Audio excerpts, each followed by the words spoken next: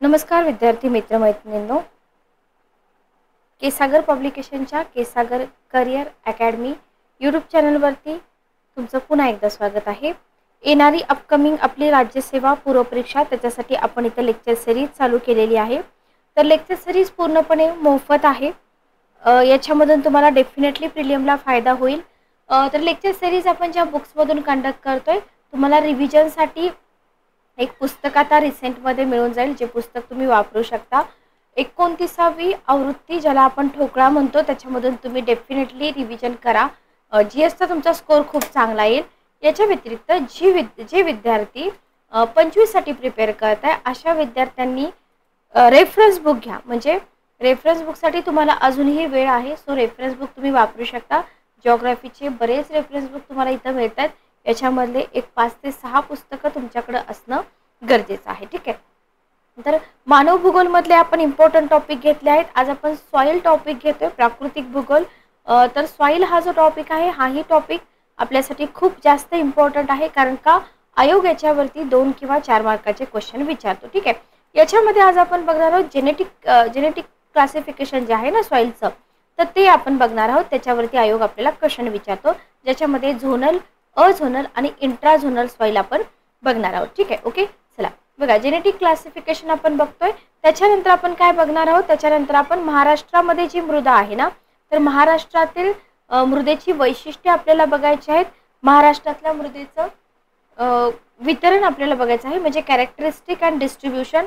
त्याच्यानंतर मृदा अवनती, याच्यावरती पण आयोगाचे क्वेश्चन असतात। सॉइल डिग्रेडेशन आपण म्हणतो, त्याचे कॉन्सेप्ट काय आहेत, कॉन्सिक्वेन्सेस काय आहेत, हे सगळं आपल्याला इथं बघायचं आहे, ठीक आहे। Okay, clear. चला बघा, तर आपल्याला माहिती आहे, आता जास्त काही मी तुम्हाला इथे सांगणार नाही, की माती जे आहे ना, माती वनस्पतींचा आधार असतं, बरोबर। म्हणजे आपली अन्न ही जी महत्त्वाची गरज आहे की नाही, अन्न, तर मानवाच्या ज्या 3 गरजा आपण म्हणतो मूलभूत गरजा, तर त्याच्यापैकी जी अन्न ही गरज आहे, तर तिथं तुम्हाला अन्न कुठं पिकवलं जातं, मातीमध्ये, बरोबर, मातीमधून, बरोबर, म्हणजे कच्चा माल। म्हणून आपल्याला मृदा सजीवांसाठी एक आधार म्हणून अभ्यासायची आहे, ठीक आहे। आता जगामधले वेगवेगळे तज्ञ आहेत, त्या तज्ञांनी काय केलेलं आहे, मृदेबाबत अध्ययन करून भूप्रदेश, हवामान, वनस्पती यांचा मृदा वर्गीकरणासाठी आधार घेतला जातो। बघा, क्लासिफिकेशनचे अजून बरेच मुद्दे तुम्हाला मिळतील। इथं तुमचा क्वेश्चन बनतो की मृदेबाबत वर्गीकरण जे मिळते ना आपल्याला, तर ते वर्गीकरण कोणत्या बेसिसवरती केलं जातं, भूप्रदेश कसा आहे, हवामान कसं आहे, वनस्पती कशा आहेत तिथल्या, ठीक आहे। ओके, आणि मग जगभरातील मृदेचं वर्गीकरण करून काय केलं जातं, मृदेमधील भौतिक, रासायनिक आणि जैविक घटक स्पष्ट केले जातात। याला पण IMP करा। बघा, soil performs vital functions to sustain plant and animal life असं आपण म्हणतो। तर इथं तुम्हाला भौतिक, रासायनिक, जैविक घटकावरती क्वेश्चन येऊ शकतो। वेगवेगळी पीक पद्धती आहे, त्या पीक पद्धती, त्याच्यावरती मृदा प्रकारांचा प्रभाव पडतो का, हे देखील इथं तज्ञांनी अभ्यासलेलं आहे। पण आपल्याला काय करायचं आहे, आपल्याला जगाचा भूगोल तर विचारतात, पण स्पेसिफिक आपल्याला काय म्हटले, महाराष्ट्राच्या संदर्भासहित, बरोबर। म्हणजे तुम्हाला काय करायचं आहे, तुम्हाला महाराष्ट्रातील जो प्रमुख मृदा प्रकार आहे, वितरण आहे आणि पीक पद्धती आहे, याचा इथं आपल्याला अभ्यास करायचा आहे। म्हणजे पुढे जाऊन तुम्हाला मुख्य परीक्षेला सुद्धा याचा उपयोग होईल, ठीक आहे। मृदा ही एक साधन संपत्ती आहे, पण या मृदेचा जर तुम्ही अतिवापर केला किंवा जर शेती चुकीच्या पद्धतीने केली, वृक्षतोड केली किंवा पूर असेल, वाहतं पाणी असेल, याच्यामधून काय होते, मृदा अवनती होते। इथंही तुमचा साधा सिंपल क्वेश्चन बनतो, खालीलपैकी कोणकोणत्या कारणामुळे मृदा अवनती होते। पहिला ऑप्शन असतो मृदेचा अतिवापर, दुसरा ऑप्शन असतो वृक्षतोड, तिसरा असतो सागरी लाटा, चौथा असतो वाहतं पाणी, ठीक आहे। आणि पुन्हा खाली तुम्हाला 4 ऑप्शन दिले जातात। तर कोणत्या कारणांमुळे किंवा कोणत्या कार्यातून मृदेची अवनती घडून येते हे आपल्याला माहित पाहिजे। मृदेची उत्पादन क्षमता कोणत्या कारणामुळे कमी होते असाही क्वेश्चन येतो। त्याच्यामध्ये तुम्हाला क्षारपट जमिनी, जमीन आम्लीकरण होणं, जमिनीची धूप असेल, वाळवंटीकरण घडून येणं, याच्यामुळे काय होतं, मृदेची उत्पादन क्षमता कमी होते, ठीक आहे। ओके, तर हा तुमचा दुसरा क्वेश्चन, ठीक आहे। त्याच्यानंतर बघा, जमिनी नापीक बनतात। या सगळ्यामुळे काय होतं, जेव्हा मृदेची अवनती घडून येते, जेव्हा मृदेची उत्पादन क्षमता कमी होते, तेव्हा काय होतं, जमिनी नापीक बनतात, बरोबर। आता याच्यावरती सोल्युशन आहे का, आहे। याच्यावरती उपाय म्हणून मृदा संधारणासाठी कोणत्या पद्धतीचा वापर केला जातो किंवा अवलंब केला जातो, हा तुमचा चौथा क्वेश्चन। तर इथं मृदा संधारणासाठी नाला बंडिंग असेल, बांध बंदिस्ती असेल, वृक्षारोपण असेल, मशागतीच्या योग्य पद्धतीचा अवलंब असेल किंवा जे शिफ्टिंग कल्टिवेशन आहे त्याच्यावरती काही रूल्स रेग्युलेशन घालणं असेल किंवा रासायनिक खतांचा वापर कमी करायचा. तर अशा प्रकारे हा तुमचा 5वा क्वेश्चन. म्हणजे या एका पॅसेजमधून तुमचे किती क्वेश्चन बनतात? 5 क्वेश्चन बनतात आणि या 5 क्वेश्चनच्या बाहेर एकही क्वेश्चन राज्यसेवेचा जात नाही, लक्षात घ्या. ठीक आहे, ओके. तर ह्या सगळ्या पद्धती अवलंबल्यावर काय होईल? मृदा संधारणाला मदत होईल. ठीक आहे. मग मृदा संधारण काळाची गरज आहे का? आहे, बरोबर. कारण का आपण काय बोललो की मानवाच्या 3 मूलभूत गरजा आहेत, त्याच्यापैकी अन्न ही जी गरज आहे ही गरज मातीतून भागवली जाते. म्हणजे जगण्यासाठी अन्न तर लागणार, बरोबर. म्हणजे मृदेचं जे कंपोजिशन आहे, मृदा खराब होणार नाही याच्याकडे आपल्याला लक्ष दिलं पाहिजे. म्हणजे मृदा संवर्धन जगण्यासाठी खूप जास्त आवश्यक आहे किंवा आजच्या काळाची गरज आहे असं आपण इथं म्हणू शकतो. ठीक आहे, ओके, क्लिअर. चला, याच्यानंतर आपण बघतो की मृदेची जी निर्मिती आहे ही प्राकृतिक आणि जैविक घटकांचा परिपाक असते. इथं देखील क्वेश्चन बनतो, प्राकृतिक आणि रासायनिक, जैविक आणि रासायनिक, प्राकृतिक आणि जैविक असे ऑप्शन तुम्हाला देतात. तर मृदेची निर्मिती ही प्राकृतिक आणि जैविक घटकांचा परिपाक असते. ठीक आहे. मृदा काय करते? वनस्पतींना आधार देते. मृदा बनलेली असते जनक खडकापासून, सेंद्रिय पदार्थापासून, हवेपासून, पाणी आणि सूक्ष्मजीवांनी. ओके. अनेक प्रक्रियांचा परिपाक असते. पृथ्वीवर जर तुम्ही बघितलं तर पृथ्वीवरती भिन्न भौगोलिक परिस्थिती मृदा प्रकारातील भिन्नतेसाठी कारणीभूत ठरते. क्वेश्चन, पृथ्वीवरील भिन्न भौगोलिक परिस्थिती मृदा प्रकारातील भिन्नतेसाठी कारणीभूत ठरते का? तर ठरते, लक्षात घ्या. भौगोलिक परिस्थिती म्हणजे काय? म्हणजे त्या प्रदेशातलं हवामान, भूपृष्ठ रचना, वनस्पती यांचा काय होतो? त्या ठिकाणच्या मृदेच्या भौतिक, रासायनिक, जैविक गुणधर्मावरती परिणाम होतो. म्हणजे सेंटेन्स काय बनतं आपलं? भौगोलिक परिस्थिती भिन्नतेसाठी कारणीभूत ठरते. ठीक आहे. आणि याच घटकांचा आधार घेऊन आपण काय करतो? मृदेची विविध गटामध्ये वर्गवारी केली जाते. जगामध्ये जर तुम्ही बघितलं तर मृदेचं वर्गीकरण जे आहे डी.व्ही. डोकुचाव यांनी केलं होतं. पहिल्यांदा रशियन भूवैज्ञानिक होते, त्यांनी केलं होतं. अमेरिकन तज्ज्ञ मार्बूत यांनी पण 1938 मध्ये शेती विभागाच्या वतीनं काय केलं? मृदा वर्गीकरणाची व्यापक योजना केली. त्यांनी कॉम्प्रेहेन्सिव्ह सॉइल क्लासिफिकेशन सिस्टीम नावानं मृदेचं वर्गीकरण केलं. जर पुढे जाऊन तुम्ही जिओग्राफी ऑप्शनल ठेवणार असाल तर या गोष्टी तुम्ही इथं व्यवस्थित लक्षात ठेवा. ठीक आहे, ओके, क्लिअर. नेक्स्ट बघा, मृदाशास्त्रज्ञ C.W. रॉबिन्स यांनी मृदा अभ्यास हा आंतरविद्याशाखीय असल्याचं सांगितलं. तर याच्यामध्ये आता हे जे भूवैज्ञानिक आहेत की नाही, या 3 भूवैज्ञानिकांची नावं लक्षात ठेवा. मॉडरेट टू डिफिकल्ट लेवलचा क्वेश्चन आला तर तुम्हाला तिथं सोपं होऊन जाईल. Okay, clear. नेक्स्ट बघा, मृदेचं जनुकीय वर्गीकरण ज्याला आपण जेनेटिक क्लासिफिकेशन म्हणतोय, जो आपला आजचा टॉपिक आहे. तर मृदा शास्त्राचे जे जनक होते ना, ज्यांनी पहिल्यांदा क्लासिफिकेशन केलं होतं तेच ते व्ही डोकुचाव यांनी काय केलं? जैविक वर्गीकरण केलं 1900 मध्ये, बरोबर. आता यांनी काय केलं बघा, कोणत्या आधारावरती वर्गीकरण केलं? तर त्यांचं असं म्हणणं होतं की जो भूप्रदेश आहे, हवामान आहे, वनस्पती आहे यांचा मृदेच्या निर्मितीवर परिणाम होतो. ठीक आहे. त्यांनी काय केलं? सर्वसामान्य मृदा, संक्रमित मृदा आणि अनियमित मृदा असं वर्गीकरण केलं किंवा असे प्रकार केले. 38 मध्ये काय झालं बघा, 1938 मध्ये अमेरिकन मृदाशास्त्रज्ञ C.F. मार्बूत यांनी काय केलं? मृदेचं पेडल्फर मृदा आणि पेडकॉल मृदा, व्हेरी इम्पॉर्टंट, असं वर्गीकरण केलं. आणि त्याच्या आधारे पुढं झोनल, इंट्राझोनल आणि अझोनल, ज्याला आपण विभागीय, आंतरविभागीय, अविभागीय मृदा असं प्रकार आपण पाडलेले दिसून येतात. ठीक आहे, ओके, क्लिअर. चला, नेक्स्ट आपण पुढे जाऊया. पुढे आपल्याला काय दिलेलं बघा, हा चार्ट बघून घ्या. हे तुम्हाला करायचं आहे. झोनल मृदा, ज्याला आपण विभागीय मृदा म्हणतो मराठीमध्ये, ज्याच्यामध्ये आपण जांभी मृदा, उष्णकटिबंधीय तांबडी मृदा, तांबडी वाळवंटी मृदा, पिंगट रंगाची मृदा, प्रेरी मृदा, पॉडझॉल मृदा, चेस्टनट तपकिरी मृदा, शेरनोझम मृदा, टुंड्रा मृदा, राखाडी मृदा आणि पर्वत भागातील मृदा ही कसली आहे? झोनल सॉइल आहे. क्षारयुक्त आम्ली मृदा, सुनाळ मृदा, दलदलयुक्त मृदा ज्याला आपण इंट्राझोनल म्हणतो आणि अझोनल ज्याला आपण पातळ मृदा, भरड मृदा किंवा गाच ज्याला आपण अझोनल म्हणतो. टोटल बघा 11 आणि 6 किती झाले? 17 टाईप तुम्हाला इथं काय करायचे आहेत? लक्षात ठेवायचे आहेत. ठीक आहे, ओके. हा आहे आपला वर्ल्ड मॅप. वर्ल्ड मॅपमध्ये जर तुम्ही बघितलं तर झोनल सॉईल, इंट्राझोनल सॉईल, अझोनल सॉईल इथं तुम्हाला कलर्स दिलेले आहेत, ते तुम्ही बघून घ्या. तर अशा प्रकारे तुम्हाला अगदी डिफिकल्ट लेवलचा पण क्वेश्चन येऊ शकतो. म्हणजे फॉर एक्झाम्पल तुम्हाला हा वाला पोर्शन देतील ग्रीन कलरचा, ठीक आहे, पोडझाड मृदा असेल, लॅटराईट असेल, तर अशा प्रकारे तुम्हाला प्रदेश ओळखा असाही क्वेश्चन येऊ शकतो. ठीक आहे, ओके. पहिल्यांदा आपण बघूया विभागीय मृदा. बघा, विभागीय मृदा प्रकारामध्ये मृदा गुणधर्मानुसार मृदेचे किती प्रकार पडतात?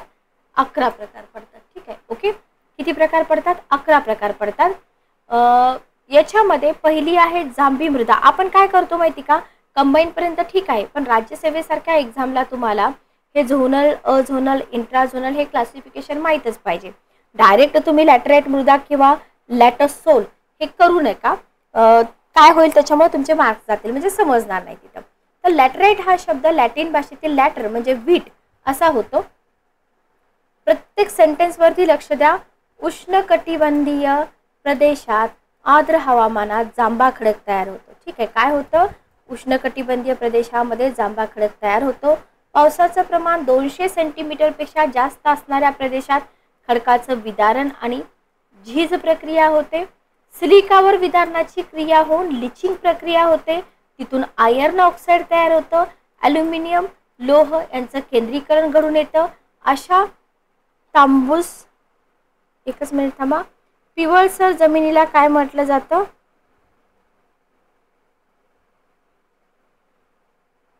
जांभी मृदा म्हटलं जातं. ठीक आहे, ओके. आता इथून तुम्हाला काय क्वेश्चन येतात बघा.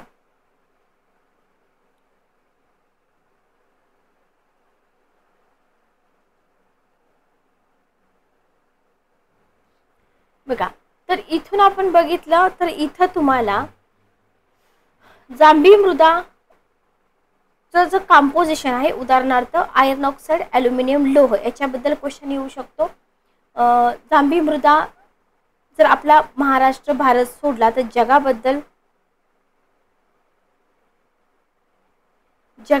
तुम्हाला क्वेश्चन येऊ शकतात की जांभी मृदा दक्षिण अमेरिकेतील ॲमेझॉन खोरे, मध्य अमेरिका, ब्राझीलचा पूर्व किनारा, आफ्रिकेतील झायरे खोरे, पूर्व मादागास्कर, इंडोनेशिया, याशिवाय Bharat, Myanmar, Vietnam, West Indies बेटावरही आढळते. ठीक आहे, ओके.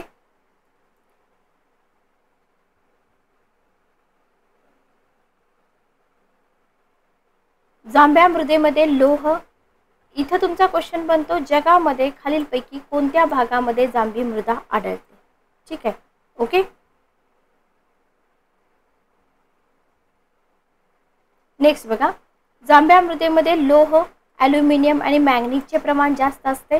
लक्षात घ्या, जांभ्या मृदेमध्ये कशाचं प्रमाण जास्त असतं? लोह, ॲल्युमिनियम आणि मॅंगनीजचं प्रमाण जास्त असतं. आता होतं काय माहिती का, लोह अंश गंजल्यामुळे या मृदेला तांबडा रंग प्राप्त होतो. ठीक आहे, कशामुळे? लोह अंश गंजल्यामुळे. नैसर्गिक वनस्पतींनी समृद्ध पण शेतीच्या दृष्टीने ही मृदा योग्य असते का? नसते. लक्षात घ्या, कारण का या मृदेतून बरीचशी मूलद्रव्ये निघून गेलेली असतात. परंतु काही ठिकाणी सखल भागात नद्यांच्या खोऱ्यात या जमिनीतून आंबा, काजू, फणस, नारळ, सुपारी यांचं उत्पादन होतं. नाचणी, तांदूळ आणि चहाचंही उत्पादन होतं. लक्षात ठेवा की या मृदेमधून कोणत्या फळपिकांचं उत्पादन घेतलं जातं. ठीक आहे, ओके. क्वेश्चन फार छान विचारले जातात. जर आपण चांगली तयारी केली तर चांगले मार्क्स पण मिळतात. त्याच्यानंतर आहे उष्णकटिबंधीय तांबडी मृदा, ज्याला आपण रेड सॉईल म्हणतो. आता ही जी मृदा आहे ही उष्ण दमट हवामान प्रदेशामध्ये डोंगराळ भागामध्ये आढळते. लक्षात ठेवा, लोह अंशाचं प्रमाण जास्त असतं, परिणामी त्यांना तांबडा रंग प्राप्त होतो. मृदा विषुववृत्तीय आशिया, आफ्रिका, ऑस्ट्रेलिया, मध्य व दक्षिण अमेरिकेमध्ये आढळते. ठीक आहे, लोकेशन लक्षात ठेवा. याच्यामध्ये बघा कशाचं प्रमाण जास्त असतं, कशाचं प्रमाण कमी असतं. इथं लोह, ॲल्युमिनियम, मॅंगनीजचं प्रमाण जास्त दिसतं. आम्ल चुनखडीचं प्रमाण कमी असतं. मृदा भरड स्वरूपाची असते. ह्युमसची कमतरता असते. मृदेची उत्पादन क्षमता कमी असते. पाणी पुरवठा योग्य प्रमाणात खतं पुरवल्यास चहा, कॉफी, फळे, बाजरी ही पिके घेता येतात. आदिवासी लोक भटकी किंवा स्थलांतरित शेती करतात या मृदेवरती. ठीक आहे, व्हेरी व्हेरी इम्पॉर्टंट. तुम्हाला क्वेश्चन बघा, पहिला क्वेश्चन कोठे आढळते, दुसरा क्वेश्चन प्रदेश विचारला जातो, कशाचं प्रमाण कमी आहे, कशाचं प्रमाण जास्त आहे. Okay, clear. आणि पिकं कोणती घेतली जातात त्याच्यानंतर आहे तांबडी वाळवंटी मृदा, कमी पर्जन्य जास्त बाष्पीभवन. लक्षात घ्या, या प्रदेशामध्ये मृदेची निर्मिती होते. आफ्रिका आणि ऑस्ट्रेलियाच्या विस्तीर्ण वाळवंटी प्रदेशात ही मृदा आढळते. ओके. याच्याशिवाय जर आपण बघितलं, पश्चिम आशिया, भारत आणि पाकिस्तानच्या वाळवंटी भागामध्ये ही मृदा आढळते. लक्षात ठेवा. आता इथं काय होतं बघा, इथं क्षितिज समांतर थरांचा विकास कमी असतो, म्हणजे होरिझॉन्टल म्हणतो की नाही आपण. तर त्याच्यामुळे काय होतं, वनस्पतींचं प्रमाण पण कमी असतं परिणामी, आणि ह्युमसचं प्रमाण इथं कमी दिसतं. याच्यामध्ये क्षारांचं प्रमाण जास्त आढळतं. ही मृदा कशी असते, वालुकामय तर असतेच असते, दाणेदार पण असते. आणि या मृदेमध्ये तुम्हाला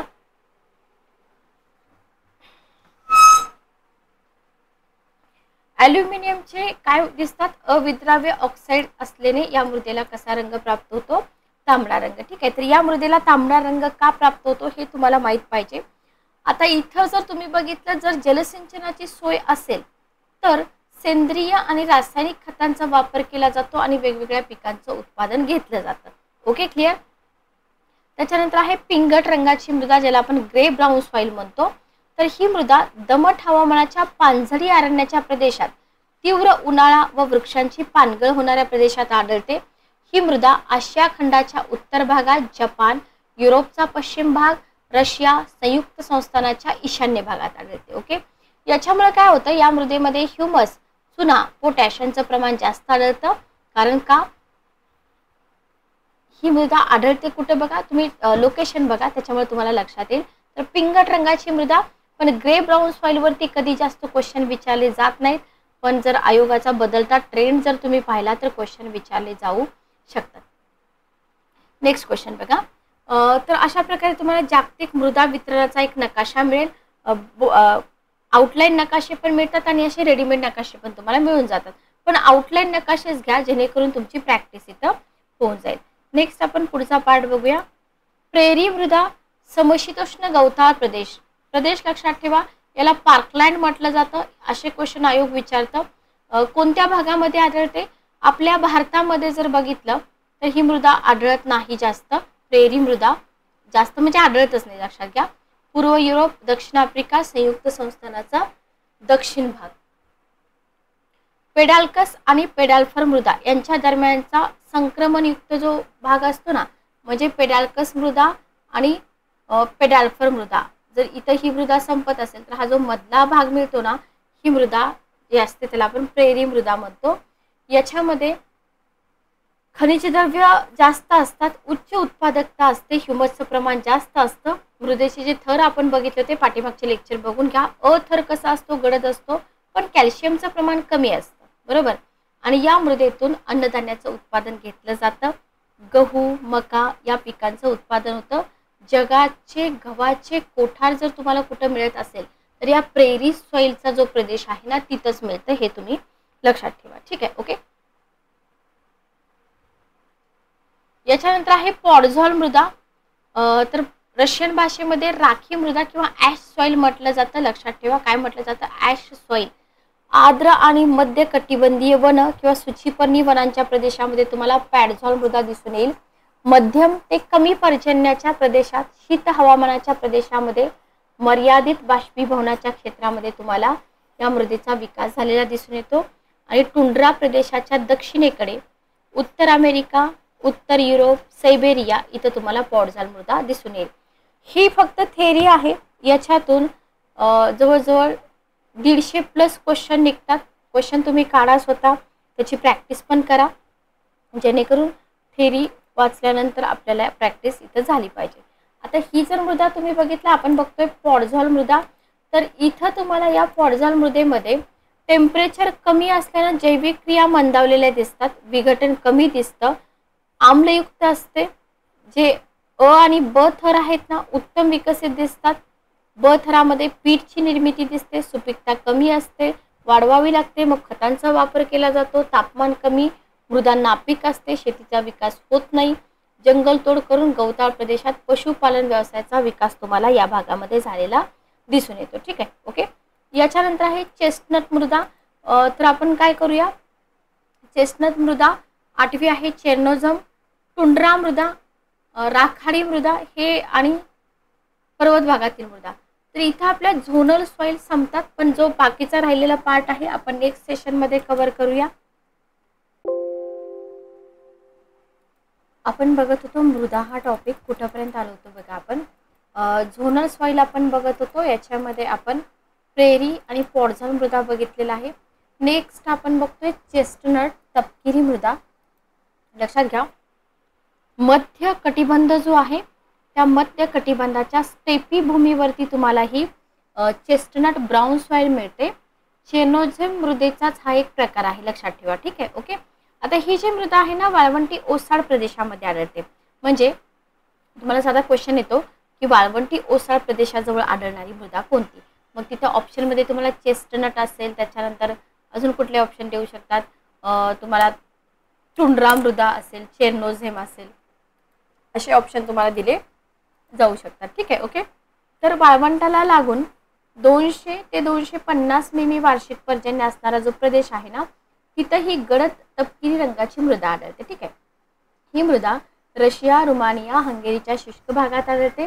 याच्यासोबतच संयुक्त संस्थानाच्या उंच मैदानी प्रदेशात, अर्जेंटिनाच्या पंपास आणि दक्षिण आफ्रिकेच्या वेल्डच्या शुष्क भागामध्ये आढळते. तर तुम्हाला लक्षात ठेवायचं आहे कोणत्या कटिबंधामध्ये आढळते. चेर्नोझेम मृदेचाच प्रकार आहे. जगाच्या नकाशामध्ये ही मृदा कुठं आढळते हे तुम्हाला लक्षात ठेवायचं आहे.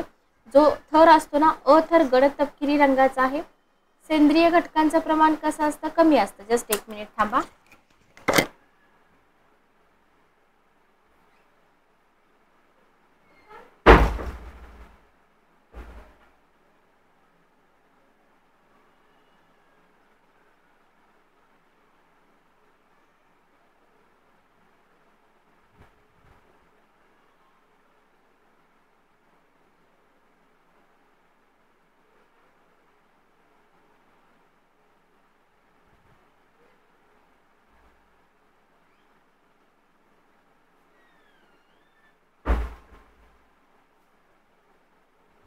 तर या जमिनीची जी सुपीकता असते ना बघा, सुपीकता कशी असते, कमी असते. आता ही मृदा तयार होणाऱ्या प्रदेशामध्ये वारंवार काय असतं, वाळवंटी प्रदेश म्हणजे अवर्षण, बरोबर. आता ज्या ठिकाणी जलसिंचनाची सुविधा उपलब्ध असते ना, तिथं अन्नधान्य पिकांचा विकास आपल्याला आढळतो, बरोबर. खनिज द्रव्यांनी ही मृदा कशी असते, संपन्न असते. म्हणजे कुठलीही मृदा असू द्या, तिथं जर तुम्हाला जलसिंचनाच्या सोयी मिळाल्या ना, तर थोड्याफार प्रमाणामध्ये तिथं काय होतं, अन्नधान्य पिकांचा विकास होऊ शकतो. हे आपल्याला इथं काय करायचं आहे, लक्षात ठेवायचं आहे. ठीक आहे, ओके, क्लिअर. नेक्स्ट आपण पुढे जाऊया.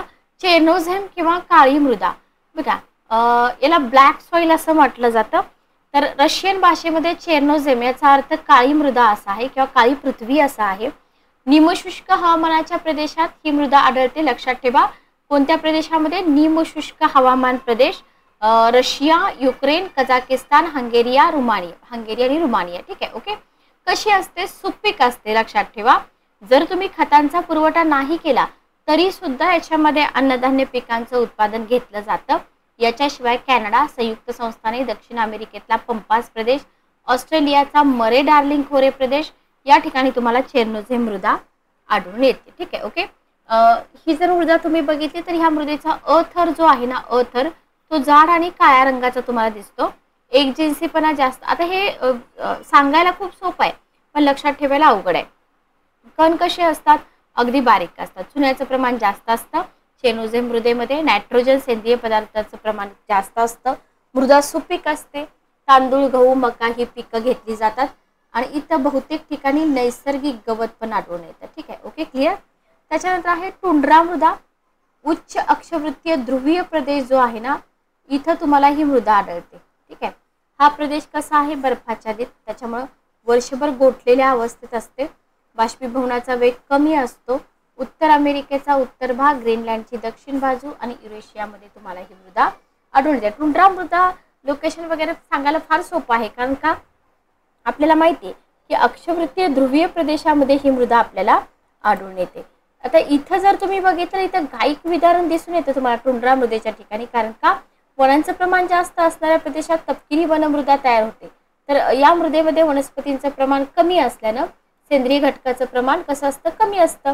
मग कमी उताराच्या प्रदेशामध्ये पीठ मृदा तयार होते आणि जर तुम्हाला इथं जैविक किंवा अतिशय मर्यादित असल्यामुळे काय होतं, अपरिपक्व मृदा तयार होते. ठीक आहे, ओके.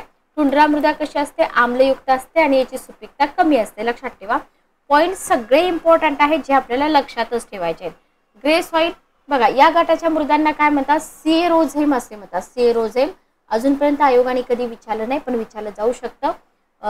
ग्रे सॉइल जे असतात ना, यांना सेरोझेम असं म्हटलं जातं. उष्ण व समशीतोष्ण कटिबंधातील ओसाड प्रदेशामध्ये तुम्हाला या प्रकारची मृदा आढळलेली दिसते.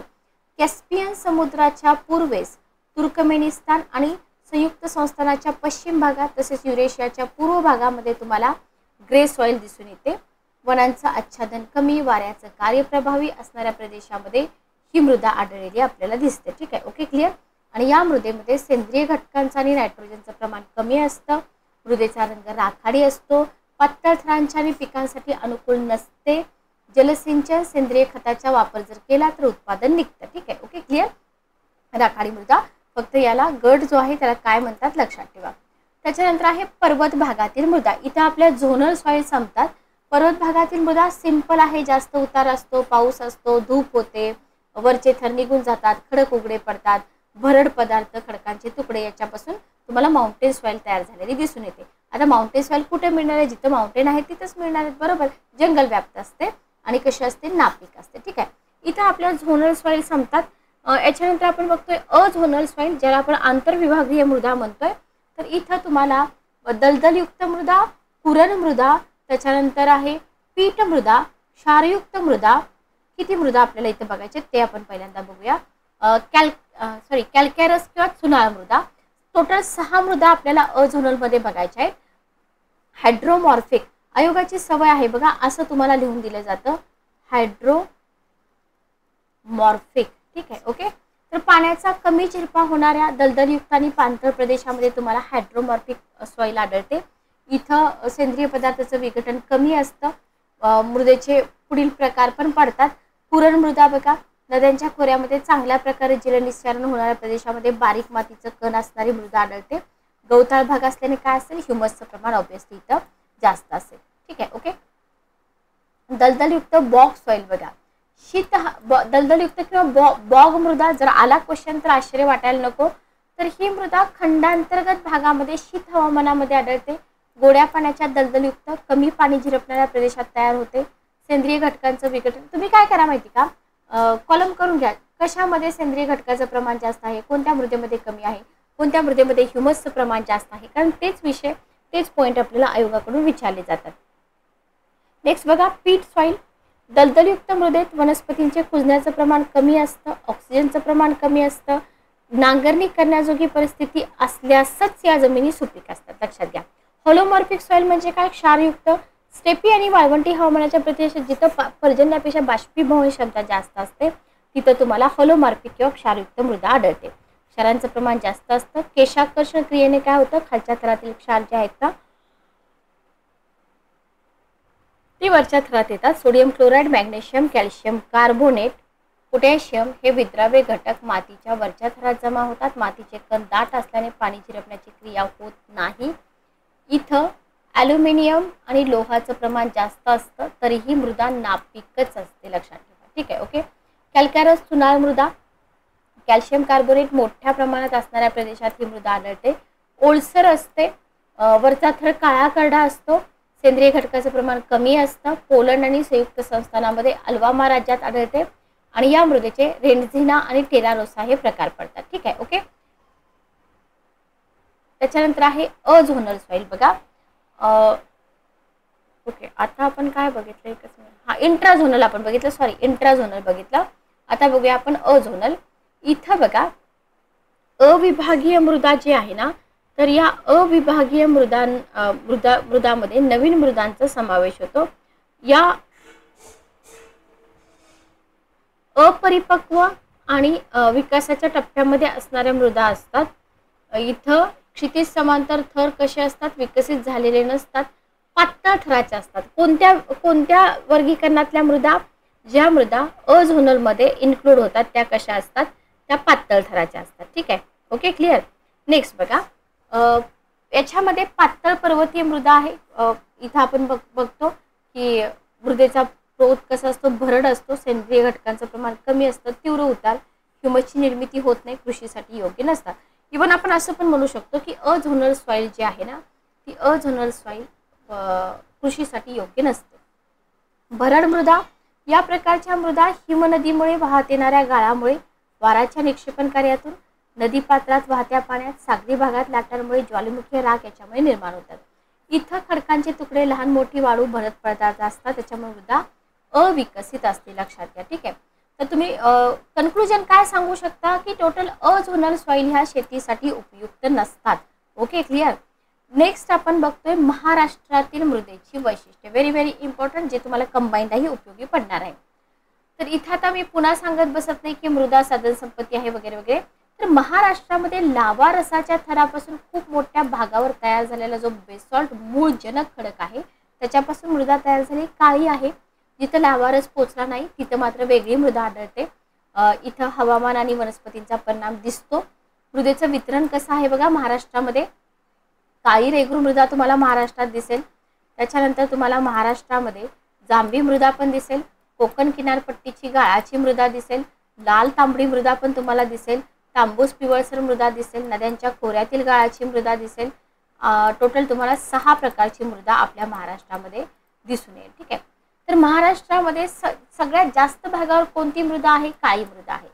किती टक्के भाग असे क्वेश्चन विचारतात. 3/4 भाग जो आहे ना, 3/4 काळ्या मृदेने वापरलेला आहे किंवा काळ्या रेगूर मृदेनं.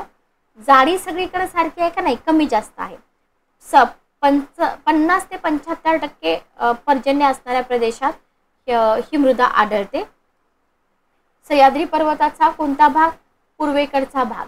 तापी, गोदावरी, कृष्णा, भीमा, कोयना, प्रवरा आणि नीरा या नद्यांच्या खोऱ्यामध्ये गडद काळी, तर उंच भागामध्ये फिक्कट काळी. Very very important. याच्यामध्ये पश्चिम महाराष्ट्राचा काही भाग, मध्य महाराष्ट्र, विदर्भातल्या जिल्ह्याचा समावेश होतो. ठीक आहे. आता ही जी मृदा आहे याच्यामध्ये ह्युमस, लोह, ॲल्युमिनियम, मॅंगनीज याचं प्रमाण कसं असतं? जास्त असतं. क्वेश्चन बनतो. ओलावा टिकून ठेवण्याची क्षमता जास्त असते. क्वेश्चनमध्ये सेंटेन्स असू शकतं. उन्हाळ्यात भेगा पडतात. कापसाचं पीक चांगलं येतं. काळी कापसाची मृदा म्हणतात. ज्वारी, तूर, बाजरी, गहू, ऊस हे पिकं पण घेतली जातात. ह्युमस आणि फेरस मॅग्नेटाईटमुळे काळा रंग येतो. फळबागायतीमध्ये द्राक्षे, केळी, संत्री, डाळिंबीचा विकास झालेला दिसतो. ठीक आहे. सगळ्यात इम्पॉर्टंट सेंटेन्स आहे, उंचीनुसार या मृदेची सुपीकता कमी होत जाते. लक्षात घ्या. आणि जर तुम्ही अतिरिक्त पाणी पुरवठा केला तर जमिनीतल्या खालच्या थरातील क्षार वरच्या थरात येतात. जमीन कडक, क्षारपड, नापीक होण्याची शक्यता कशी असते? इथं जास्त असते. ओके. तर या सॉईलवरती पूर्वीही क्वेश्चन आलेले आहेत आणि आताही क्वेश्चन येऊ शकतात, त्याच्यामुळं स्किप तर अजिबात करू नका. ठीक आहे. ओके, चला पुढे जाऊया आपण. नेक्स्ट पुढचा पॉइंट आपण कव्हर करूया. जांभी मृदा बघा, महाराष्ट्रामध्ये तुम्हाला जांभी मृदा आढळते. उष्णकटिबंधीय आर्द्र हवामान प्रदेश आपण पाठीमागे बघितले. पर्जन्य 2000 मिमीपेक्षा जास्त. लोह, ॲल्युमिनियम, सिलिकाचं प्रमाण जास्त. गंजून काय होतं? लोह गंजून जांभा किंवा लाल रंग प्राप्त होतं. सिलिकाचं विदारण लिचिंग होतं. आयर्न ऑक्साईड तयार होतं. हे आपण पाठीमागे बघितले. चुनखडी, पोटॅश, नायट्रोजनचं प्रमाण कसं असतं? कमी असतं. आयोग काय देईल? जास्त असतं. ठीक आहे. ओके. सेंद्रिय घटकाचं प्रमाण कसं असतं? जास्त असतं, पण ते खालच्या थरात निघून जातं. ठीक आहे. ओके. मग ही जांभी मृदा जी आहे ना, ही घाट माथ्यावर, डोंगराळ भागात, विशेषतः रत्नागिरी, सिंधुदुर्ग, रायगड तसेच सातारा, कोल्हापूर जिल्ह्याच्या पश्चिम भागामध्ये आढळते. ओके. सुपीकता आणि उत्पादन क्षमता कशी असते? कमी असते. ओलावा धरून ठेवण्याची क्षमता कमी असते. वनक्षेत्र जास्त आहे. भुईमुग, फळबागायती पिकांचं उत्पादन घेतलं जातं. रत्नागिरीमध्ये हापूस आंबा जो आहे ना, तो या जांभ्या मृदेतून घेतला जातो. याच्याशिवाय चिक्कू, नारळ वगैरे म्हणजे जी पिकं कोकणात येतात ना ती पिकं. ओके. बॉक्साईटचे साठे आढळतात. याच्या बाहेर क्वेश्चन जाईल का? अजिबात क्वेश्चन जात नाहीत. लक्षात घ्या. ठीक आहे. देन आपण बघतोय कोकण किनारपट्टीवरील गाळाची मृदा. बघा, याला म्हटलं जातं भाबर मृदा. लक्षात घ्या. ॲल्युव्हियल सॉईललाच म्हटलं जातं भाबर मृदा. ॲल्युव्हियल सॉईललाच म्हटलं जातं किनारपट्टीवरील गाळाची मृदा. ठीक आहे. कशी असते? रेती मिश्रित असते. चिकणमातीचं प्रमाण जास्त असतं. नदीमुखालगत, खाजण, खाड्यांमध्ये चिखल आणि मळीयुक्त गाळाची मृदा आढळते. वाळू मिश्रित लोम प्रकारची मृदा तांदूळ, नारळी, पोफळीच्या बागा ज्या आहेत ना त्याच्यासाठी उपयुक्त आहे. कुठं मिळते? महाराष्ट्राच्या पश्चिम किनारपट्टी भागातील रत्नागिरी, सिंधुदुर्ग, रायगड, ठाणे, पालघर या जिल्ह्यामध्ये. ठीक आहे. ओके. सेंद्रिय घटकांचं प्रमाण कसं असतं? कमी असतं. खनिज द्रव्याचं प्रमाण कसं असतं? मध्यम असतं. सखल भागात सागराचं पाणी मिसळतं या मृदेत आणि मृदा खारपट बनते. बरोबर. कोकणामध्ये जर तुम्ही बघितलं तर समुद्राकडील भागामध्ये खार मृदा, पूर्व भागात गाळाची मृदा आढळते. तर असे सेंटेन्स आले ना तर याच्यासाठी पहिली जी इन्फॉर्मेशन आहे ना ती इन्फॉर्मेशन सगळी आपल्याला माहीत पाहिजे. ठीक आहे. नेक्स्ट बघा. नेक्स्ट आहे रेड सॉइल. सह्याद्री घाटमाता जर तुम्ही बघितलं ना तर सह्याद्रीच्या घाटमाथ्यावर जास्त पावसाच्या प्रदेशात बेसॉल्ट खडकातील लोह अंश गंजून तांबड्या लाल रंगाची मृदा तयार होते. ठीक आहे. सह्याद्री पर्वताच्या उत्तर भागात तुम्ही बघितलं तर पालघर, ठाणे, रायगड जिल्ह्यांच्या पूर्व भागामध्ये जर बघितलं तर सातारा, सांगली, सह्याद्री पर्वतात तुम्हाला लाल किंवा तांबडी मृदा दिसून येते. ठीक आहे. ओके. आता इथं काय आहे बघा, इथं सेंद्रिय घटक, कॅल्शियम, स्फुरद यांचं प्रमाण कमी असतं. पाण्याचा निचरा चांगला होतो. मृदेची सुपीकता कमी असते. रासायनिक खतांचा पुरवठा केल्यास जमिनीतून भात, नाचणी, भरड धान्य ही पिकं घेता येतात. हे आपल्याला इथं लक्षात ठेवायचं. ठीक आहे. ओके. नेक्स्ट बघा. तांबूस पिवळसर मृदा. स्पेशली तुम्हाला ही पूर्व विदर्भामध्ये वर्धा, गडचिरोली, चंद्रपूर जिल्हा, वर्धा, वैनगंगा खोरे स्पेशली तुम्हाला विचारलं जाऊ शकतं की वर्धा, वैनगंगा खोऱ्यामध्ये कोणती मृदा आढळते? तांबूळ पिवळसर. बरोबर. चिकणमाती, वाळू मिश्रित, आयर्न पेरॉक्साईडमुळे तांबडा रंग. ओके. याच्यामध्ये जर तुम्ही बघितलं तर चुनखडी, carbonate, phosphoric acid, humus, potash यांचं प्रमाण कसं असतं? अल्प असतं. पावसाच्या प्रदेशात तांदूळ पीक घेतलं जातं. उत्पादन क्षमता कमी आहे. भरड धान्य घेतली जातात.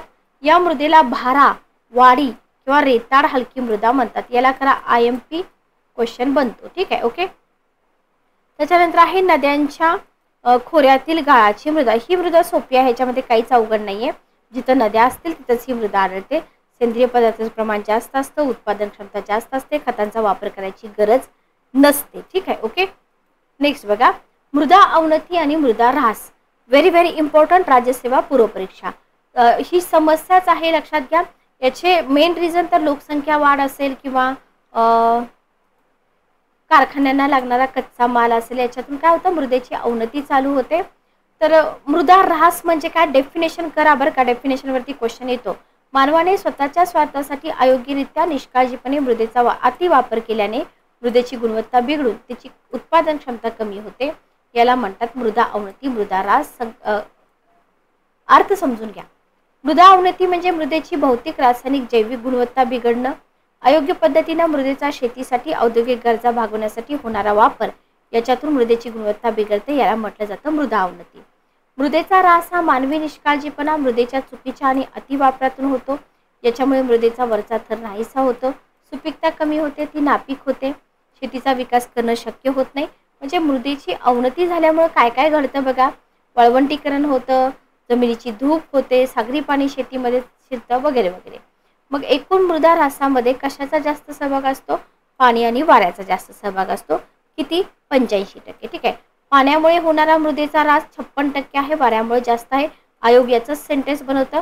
पाण्यामुळे जास्त होतं, वाऱ्यामुळे कमी होतं, वाऱ्यामुळे जास्त होतं, पाण्यामुळे कमी होतं, अशा पद्धतीने. ठीक आहे. ओके. क्लिअर. नेक्स्ट बघा. मृदा अवनतीचे प्रकार. व्हेरी व्हेरी इम्पॉर्टंट, लक्षात ठेवा. प्रामुख्याने मृदा अवनती ऱ्हास किती कारणाने होतो? 3 कारणांनी. पहिलं कारण आहे रासायनिक अवनती. दुसरं आहे प्राकृतिक नैसर्गिक अवनती. तिसरं आहे जैविक मृदा अवनती. ठीक आहे. ओके. त्याच्यानंतर आपल्याला बघायचं आहे मृदा अवनतीचे परिणाम. बघा. रासायनिक अवनती काय आहे? पोषक मूलद्रव्ये जी असतात ना तर ती पोषक मूलद्रव्ये काय होतात? पाण्यात विरघळून निघून जातात.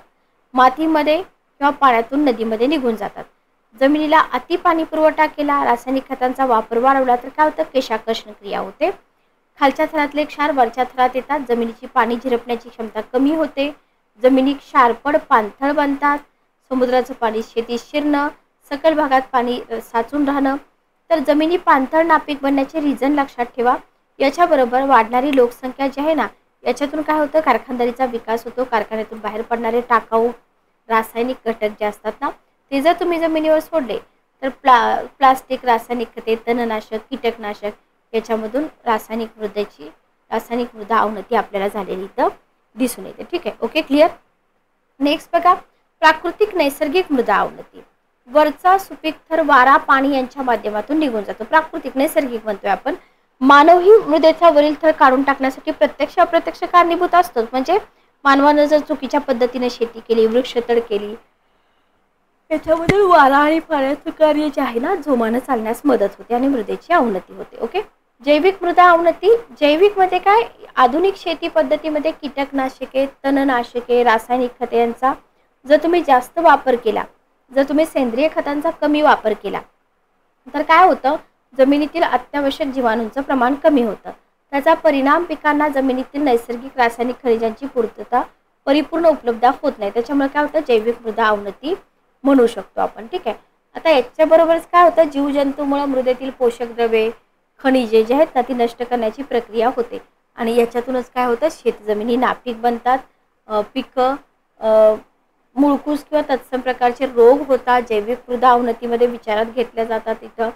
त्याच्यानंतर चराऊ कुरणांचा वापर, वृक्षतोड, स्थलांतरित शेती, उंदीर, घुशी याच्यामुळे जमिनीची धूप वाढते आणि जैविक मृदा अवनती आपल्याला दिसून येते. आता ही झाली मृदा अवनती. मृदा अवनतीचे परिणाम काय आहेत बघा. तर वारा, प्रवाही पाणी, पाऊस, वारा याच्यामुळे एका ठिकाणाहून दुसऱ्या ठिकाणी चांगली मृदा वाहून जाते, कठीण खडक उघडे पडतात, जमिनीची उत्पादन क्षमता कमी होते आणि अशा ज्या मृदा असतात त्या परिपक्व नसतात. जर पोषक द्रव्येच निघून गेली तर पिकांना आवश्यक घटक मिळतील का, नाही. पिकांची वाढ खुंटते, रोगांना बळी पडतात, उत्पादनावरती वाईट परिणाम होतो. जमिनीच्या वरच्या थरातील क्षारांचं प्रमाण वाढलं तर जमिनी कठीण बनतात, मग पिकांचं उत्पादन घेता येतं का, नाही. जमिनी नापीक बनतात मृदा अवनतीमुळे. ठीक आहे. ओके. तर अशा प्रकारे इथं आपला मृदा हा टॉपिक संपतो. तुम्हाला टॉपिक कसा वाटला मला कमेंट करून नक्की सांगा. सगळं काही एकाच सेशनमध्ये मी कव्हर केलेलं आहे. जर थोडाफार आता फक्त भारतातील जे राज्य आहेत ना, ओव्हरऑल आपल्या भारतामध्ये कोणत्या राज्यामध्ये कोणत्या प्रकारची मृदा आढळते तो भाग फक्त आपला राहिलेला आहे. तोही भाग आपण कव्हर करूया. भेटूया नेक्स्ट सेशनमध्ये. Good day, take care.